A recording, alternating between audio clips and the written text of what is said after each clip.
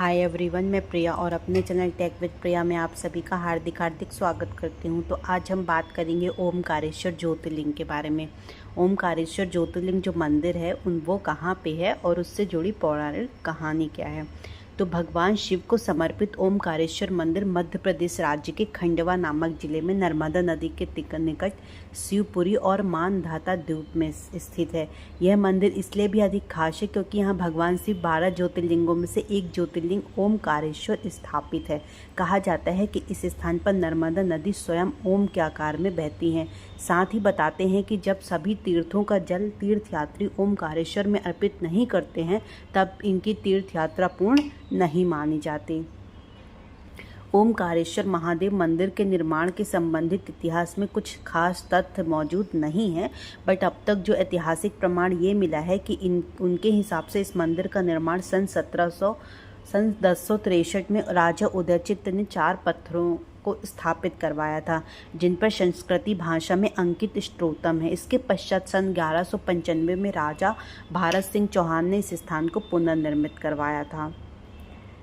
कहते हैं कि इनसे वैसे ओमकारेश्वर मंदिर से जुड़ी 3 कहानियां प्रचलित हैं, जिसमें से एक कहानी के अनुसार क्या हुआ था कि एक बार नारद जी विंध्याचल पर्वत पहुंचे। वहां पहुंचते ही पर्वतराज कहे जाने वाले विंध्याचल ने नारद जी का आदर सत्कार किया। इसके बाद विंध्याचल पर्वतराज ने कहा कि मैं सर्वगुण संपन्न हूँ, मेरे पर सब कुछ है। नारद जी ने पर्वतराज की बातों को सुनते रहें और चुप खड़े रहें।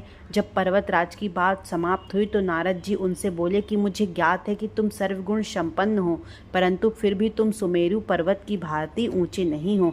सुमेरु पर्वत को तो देखो, जिसका भाग देवलोकों तक पहुंचा हुआ है, परंतु तुम वहां तक कभी नहीं पहुंच सकते हो।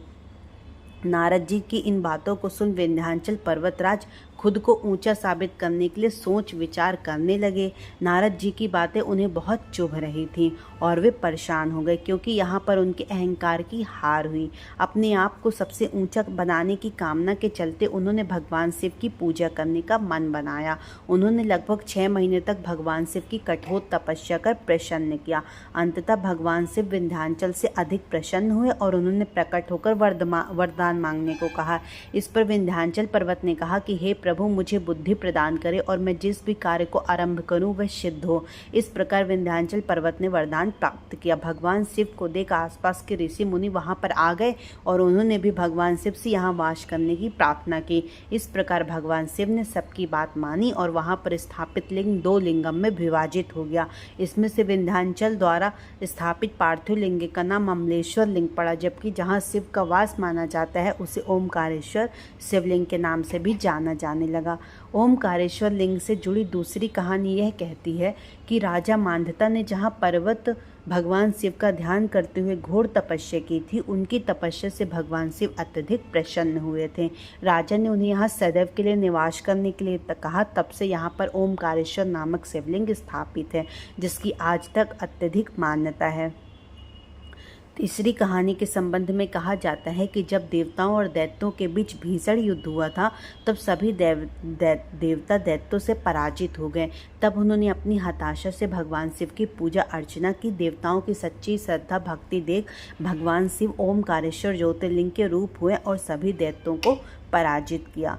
तो इस प्रकार इनकी कहानी है। और जो मतलब ओमकारेश्वर मंदिर है उसमें नर्मदा और कावेरी नदी के संगम पर स्थित है। आपको बता दें कि यहाँ पे जो 2 ज्योतिर्लिंग स्थित है, एक ममलेश्वर ज्योतिर्लिंग और एक ओमकारेश्वर। ओमकारेश्वर मांधाता पर्वत शिवपुरी के मध्य स्थित है, जबकि दक्षिणी तट पर ममलेश्वर ज्योतिर्लिंग भी स्थित है। तो इस तरह हमने आपको बताया ओमकारेश्वर ज्योतिर्लिंग की पौराणिक कथा। आप चाहें बाय ट्रेन, बाय रोड और बाय एयरप्लेन पहुंच सकते हैं। बहुत ही अविस्मरणीय स्थान है। आप भी जाएं और वहां का रहस्य पता करें कि एक्चुअल में वहां की क्या पौराणिक कथा क्या है। आखिर यहाँ पे ओमकारेश्वर ज्योतिर्लिंग की स्थापना क्यों करनी पड़ी। हम वहां पे विजिट कर चुके हैं, आप भी जाइए। हर हर महादेव।